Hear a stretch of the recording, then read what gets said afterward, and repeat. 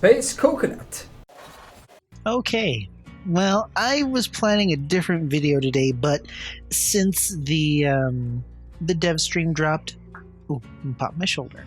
Since the dev stream popped, I figured we're going to look at some of the clips from this, and we're going to really take a deeper look at what they said, what they didn't say, and what they're actually saying when they say some of these things. I'm sure many of you disagree with what I think here, and many of the other YouTubers who have covered this already are only looking at the surface. None of them are looking any deeper, but that's what I'm here for. I'm gonna take care of you guys, and we're gonna take a look and analyze what they actually said. Before I get into this, I want to encourage you to like, share, subscribe, comment on the video if you like it, if you dislike it. If you hate my guts, let me know.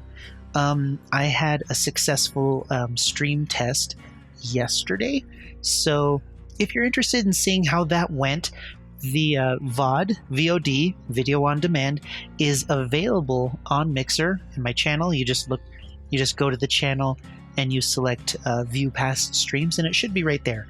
It's only available for 14 days, so, you know, it's only good for 2 weeks past this video, or past yesterday. So anyway, if you want to see that, check it out. I'm moving soon, March 7th, so if my internet connection's better, I'll be able to, you know, stream in higher quality, but that stream test was successful. I'm going to start streaming on a regular basis. I just need to figure out what my schedule is going to be like. So if you're interested in seeing me play Hag live, go ahead and follow me on Mixer, and we'll see if we can't turn it into a real gig. I know it's on Mixer. I know, you know, a lot of you like Twitch and stuff, but there are reasons why I'm going to Mixer. If you're interested, we'll talk about it later. But I guess I can sum it up in this little sentence. Do you remember why Monto was banned the same day he got partner on Twitch? Do you remember the reason why? Look that up, find out, and then you'll see why I'm going to prefer going to Mixer over Twitch. So I'll let you guys know when that schedule hits. Anyway, I've rambled on for too long. Let's go over some of these bits, because some of them are pretty juicy, some of them are pretty lame. All of them make for high quality circus content. Let's dive in. So for Tome 1, we tried to pick some characters that were our oldest, hence why we went with Trapper and Claudette to really focus on. And then the rest of the ones that got outfits in the Rift, also some of our oldest original characters. We wanted to really give these guys some love. As we're moving forward with Tome 2, you'll notice we picked kind of an interesting mix. So I think David is old, Huntress is old, they were actually in the same one. Jane is relatively new, Spirit is relatively new. But we wanted to pick characters that we thought could have some interesting stories to tell. So moving forward, we're going to try to be picking characters that we think have something interesting that players want to learn about, can have, you know, interesting outfits, interesting experiences based on their abilities. And since this might mean that obviously we'll do a mix of free and DLC characters, we're going to make sure that we make these characters as easily accessible to you guys as possible. So they'll be ones that are always available in iridescent shards, and we're trying out right now a sale on some of these characters, so 30% off the Orexel cost of Doctor, Jane, and Spirit. So you can get a head start, get these characters, do their challenges, enjoy them. So while this isn't in the game specifically, this is more towards my hatred of monetization and the Rift and the archives and all of that. We'll just break this down very simply if you don't understand it already.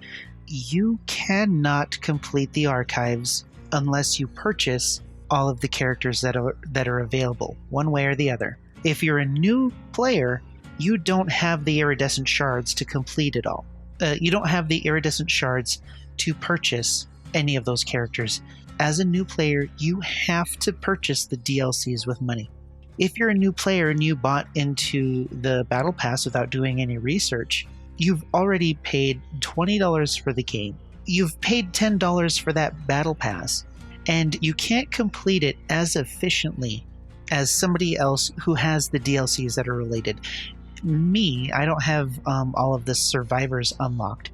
So if I go through the archives trying to complete everything, which, you know, I won't, but if I wanted to complete all of the survivor stuff, if I don't have one of the survivors, I can't complete that challenge, which means I have to complete a number of matches on top of those challenges, which means I can't complete the rift as efficiently as somebody else. So money grab, and I just don't respect the company that does it that way. If they wanted to be fair about it, there would be some kind of trigger. There would be those splinters that were available that they took out, by the way. They took out the ability for players to randomly get a chance to play as one of these other killers. They took out the splinters, right? And if a new player doesn't have access to the DLC, maybe when they activate that challenge, they get access to a splinter that will turn on the character just for that challenge so they can complete it, because they've already paid for the archive. If they really like the character after testing it through the archive, then maybe give them the chance to purchase it, but don't make it so they have to purchase the character, because no matter what they say, no matter what anybody says, if you don't purchase all of the DLC, you can't complete the archive. If you can't complete the archive, you can't efficiently complete the rift, and you're in for a longer grind than somebody who has the DLC purchased already, which is a bunch of bullcrap. So anyways, that suggestion of Ruin not being an X, what's your take on it? We considered it, and it didn't seem right. First, all 3 of the Hex Perks that first shipped are Hag Perks, so Hag Perks need to say Hex Perks. And if it stays a Hex Perk, we can keep its power level up. Like if we made it not a Hex Perk, it would probably have to regress at a lower speed than it does now. So, It would have to, exactly. It would have to be weaker than it is now. It would have to be. I don't think people would enjoy gameplay with this type of thing that cannot be dealt with. Okay, so I think one of the things that Future Tide Time there didn't think about or didn't mention was the fact that there were a lot of people saying, yes, that Hex Ruin now is too weak to be a Hex perk. Take it away from being a Hex and make it weaker. That was actually the suggestion. That was one of them. The alternative was, okay, fine, keep it a Hex if you want to stay in line with the Hag having Hex perks, which is kind of a stupid reason to do that. I mean, it's regardless of the thematicness, the themicality, I don't know. Just because of how it fits with the Hag having Hex perks, it's not a good enough reason to have this not change for the betterment of the rest of the game. But anyway, if it's going to stay a Hex, it needs to be stronger. So then up the percentage to 3 or maybe 400% of what it is. This way, the Hex is a threat that the Hex can't be powered through, because even if a survivor is off it for a short period of time, they get punished for it a great deal. So if it's going to stay a Hex, make it stronger. Moving on. Vampirox. Can you remove the notification survivor get when Ruin is active? The Hex perk system as a whole notifies people as soon as a Hex perk has an effect that's noticeable to them. And so if we were to hide it for Ruin, it would be inconsistent with the rest of the Hex perk system. So that's something that we probably wouldn't do. Yeah, I mean, I think the question also kind of implies, what if we didn't notify people about hexes at all? And I'm not so into that idea. I think we would like to give survivors information to be able to play. Yeah, and that's part of it. And the more we put on the side of Hex perks being chancy and dicey, the more power we can give them. This is something that I don't think makes much sense. He's basically saying that Hex perks can't be that strong if a survivor doesn't know it exists. Here's the thing. If survivors are playing against a perk, some of them can anticipate and predict, what perks a killer is going to use. That's part of the fun. That's part of the excitement against going a killer with a random loadout. You see them constantly guessing whether a killer has Nurse's Calling or not, whether they're using, well, obviously if they use Knockout they can tell, whether they're using various perks or not. Many of them will assume that they're using Barbecue and Chili, or they'll pay attention to how the killer plays to determine whether they're using Barbecue and Chili or not, and play accordingly. They can do the same thing with hexes. The devs don't have to hold the survivor's hand and say, hey, by the way, survivor, just so you know, the killer is using a Hex perk, so you should probably go look for the Hex instead of. I mean, when Devour Hope first came out, I remember watching a streamer play against it as a survivor against a nurse who was using it, and he had just gotten rescued from the basement. And he's like, "What's going on? Da, da, da, da. Why are they down? Why are they getting down so quickly?" And then he has an epiphany. He realizes that the nurse is using Devour Hope, and he utterly freaks out. He's like, "Oh my gosh, we have to get out of the basement. We have to find that totem. We have to get out of here before that nurse comes back." And there was this tremendous amount of fear and excitement in this realization that they needed to get away from the nurse. They needed to get out of the basement. They needed to find the totem. And, they don't have that anymore. At least for Devour Hope. I mean, Thrill of the Hunt, it's unnecessary to be a Hex perk. It really isn't. It's pretty awful. But even in Almo's post about Ruin saying that it's insidious, you don't know what's happening to you. You only notice if you see the sparks coming off of the generator, and then it's like, well then take away that little notification on the side that says you're being hexed. The survivors don't need their hands to be held as much as they do. It's unnecessary, and it basically says that the developers don't have the confidence in the players to be able to do well against overwhelming odds. So they handhold and baby the survivors. Poor baby survivors. Waffle Cat is asking, will toolboxes be changed in the near future? Yes, we are looking at some fundamental changes to how toolboxes work and their values. We don't have anything set in stone yet. It's things that we're working on, so we can't really talk about details at the moment. But it is a system that we want to revisit, and the changes will be announced as soon as we can. Now, don't celebrate too early. Because we know how these devs work, the changes to the toolboxes are going to be minimal. It's going to be a small amount of charges lost. It's going to be the progress is going to be a little bit slower.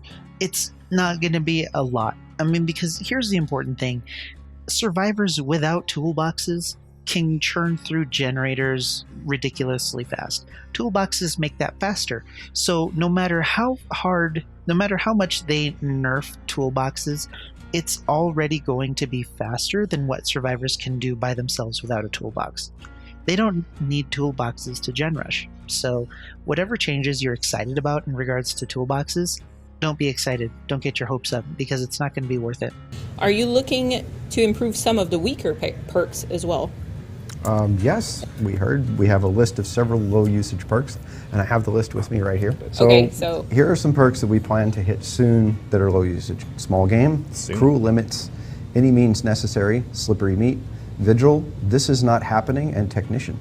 Oh. All of these are things that we would like to give some updates. My question is was, happening. can you name one? So I'm happy to hear all of Yep, those. so you've got several there. There you go. I really don't think I need to talk about this one. Let's move on. Decisive Strike already got a serious cutback, so we're not actually that worried about its power at the moment. Though we do know, like we've heard and we understand the concerns, mainly the one about how if we're considering it to be an anti-tunneling tool, why is it that if they go off and do something, they still have a timer? We heard about it. We have heard that. We are reading the forums. We Yeah. see those discussions, and we're considering that internally. Yeah. The rest of that question wasn't really important, but the little snippet about Decisive Strike was actually good news. Hopefully they consider it really hard. Hopefully, something comes of that. Honestly, I really think Decisive Strike is okay. It really just needs a cutback of about 5 to 10 seconds on its timer. That's it. That's plenty of time for a killer to hook a survivor, go and chase another survivor while survivor A gets unhooked. The time it takes for that other killer to either get or lose that other survivor and then somehow find the first survivor is already close to a minute. By shaving off just 5 or 10 seconds, it takes care of that problem. But I mean, that's just the timer side of it. Maybe they'll do something about survivors. If you manage to hook and down another survivor, maybe they'll lose it. I don't know. hopefully something comes of that. That was good news to me. Spicy Top Ramen is asking, will there be These other names. generator slowdown perks in the future? It's not impossible that we'll make more of these. This is kind of a long answer. I'm going to have to read this one. Sorry. However, we will be very careful about how they interact with others. We don't want sets of 4 perks that are slowdown to be meta anymore. For example, New Ruin doesn't have terrific synergy with Pop Goes the Weasel since it locks out the damage generator action. Only one provides value at a time. So going forward, we might find other interesting ways to have generator slowdown perks, but we don't want these easy blanket things that can all synergize to make super slowdown builds. Yeah, ideally, it would, like, there are other things we'd like to see people doing. If the only thing people are ever doing is slowing generators, that's a problem. Ideally, we should see people bringing in lots of different types of loadouts, because there's tons of fun stuff you can do with perks. Yep. Except have long matches.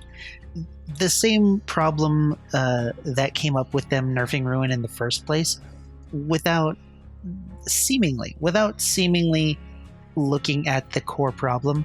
That's what we're seeing here. They want players to use killers mainly, to use other perks other than Gen slowdown perks, but that's the problem. They themselves don't see this as a competitive game. It's a competitive game. It just is. That's the nature of what they've done. They've put 2 sides against each other, and that's a competition. And when you make things really easy for one side, the other side has to use whatever they can to mitigate the advantage the other side has.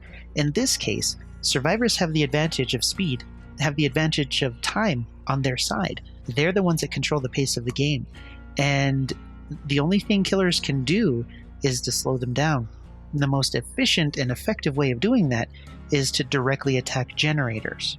Attacking their health states, making them heal each other and all that can be good, but it's not as effective as attacking the generators, because healing is not their primary objective. Generators are. If they want, killers to use different perks and different loadouts, they're gonna have to change how they view their game balance. Everything's connected. If they want people to use other perks, they need to take care of the game speed. So the whole early game thing, we don't really have a final answer on that, that feedback from the community. Well, we expect in the first couple minutes, let's say the first 2 or 3 minutes, 2 gens to be done. Maybe that's sort of normal, especially on a larger map like Temple of Purgation. The intention was never for the killer to be able to keep all 5 generators up for the first 4 minutes. It's just not what it was intended in the gameplay. So if you're having trouble on a map like Temple of Purgation, you see 2 generators way out there, maybe just let them go and protect the other 5. Yeah. Don't bother trying to pressure gens. It's impossible.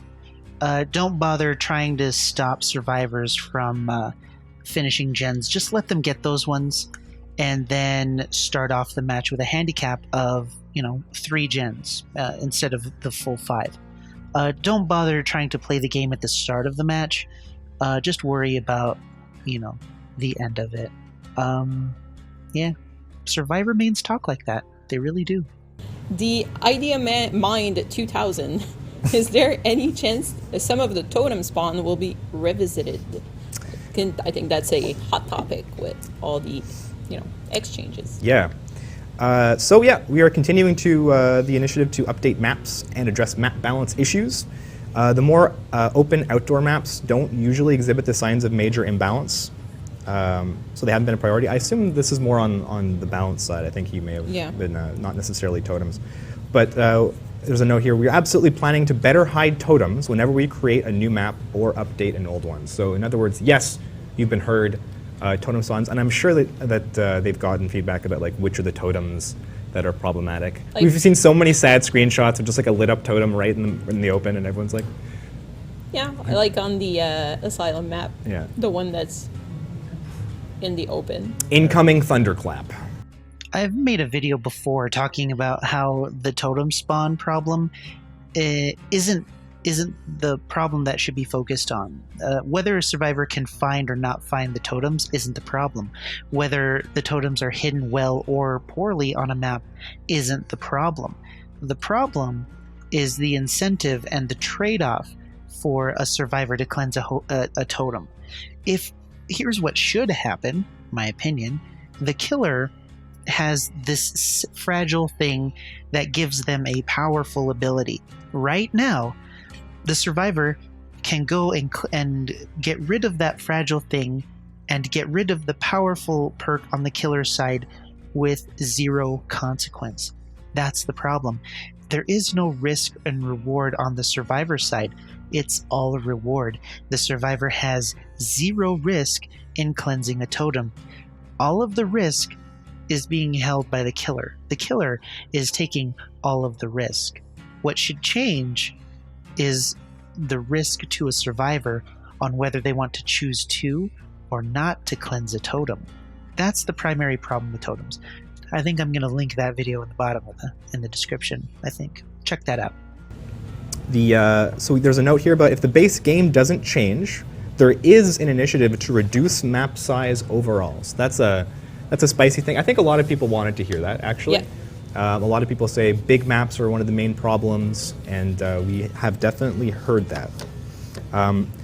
The map guys are a little sad because it could lead to less map diversity, but it's easy to conclude that the game does not scale well with respects to map size. Map gets too big, game doesn't work out so well. This is a game that you want to have people together and interacting, rather than sort of alone doing their own thing.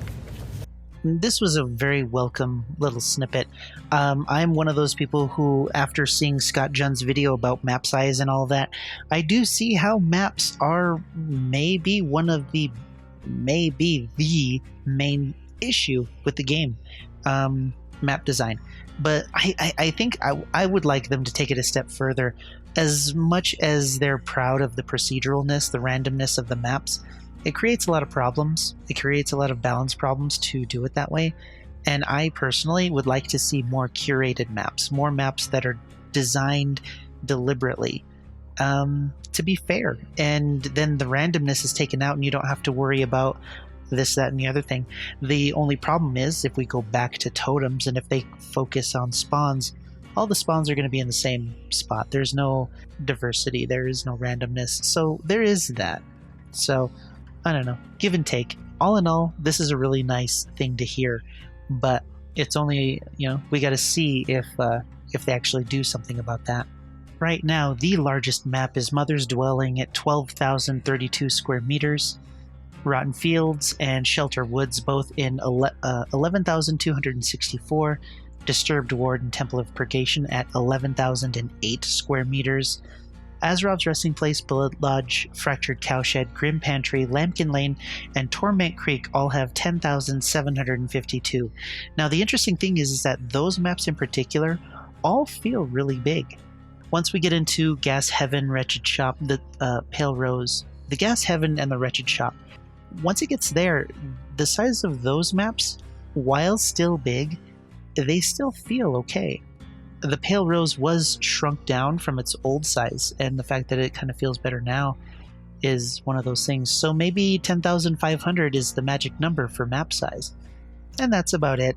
The rest of the stream was just answers that we all knew the answers to, or questions that we all knew the answers to, questions that we knew they wouldn't answer. They were picked on purpose, and this, that, and the other thing. All in all, I mean, there were only a few good snippets, but the rest of it, we could see where their focus is. And, we survivors, you got more stuff coming your way. Congratulations. Yeah, that part about all of the weaker perks, I think it's really telling that this guy in particular chose all of the survivor perks except for one. But, that's just me making an observation.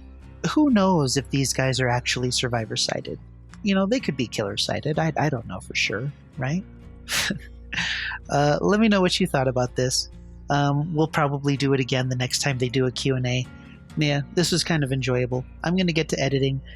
I'm going to get into the game because I have some other stuff to do.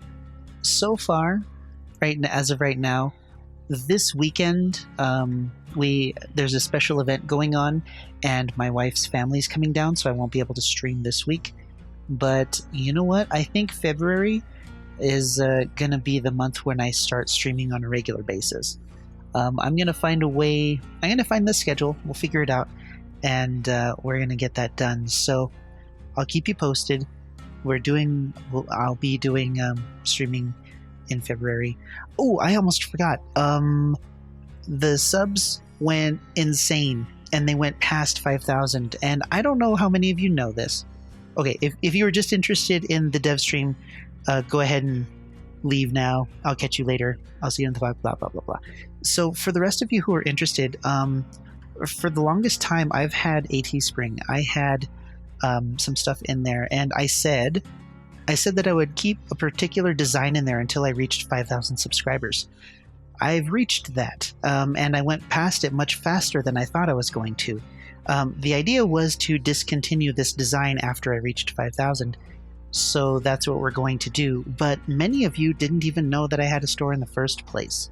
So what we're going to do is, starting now, and I'm letting you know now, that the design for the original coconut logo, as part of this being part of the original group of people who are supporting me as I'm getting started with all of this, right?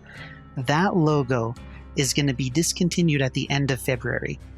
In the meantime, I'm going to start adding new stuff to it, including the new coconut head and any other ideas that we might come up with. But I'm going to add those to the store before the original coconut logo leaves. So if you're interested in supporting me while I'm getting started, while I'm trying to grow the channel and do this more, feel free. There are many people who have done it already, including my wife for Christmas, got me some stuff.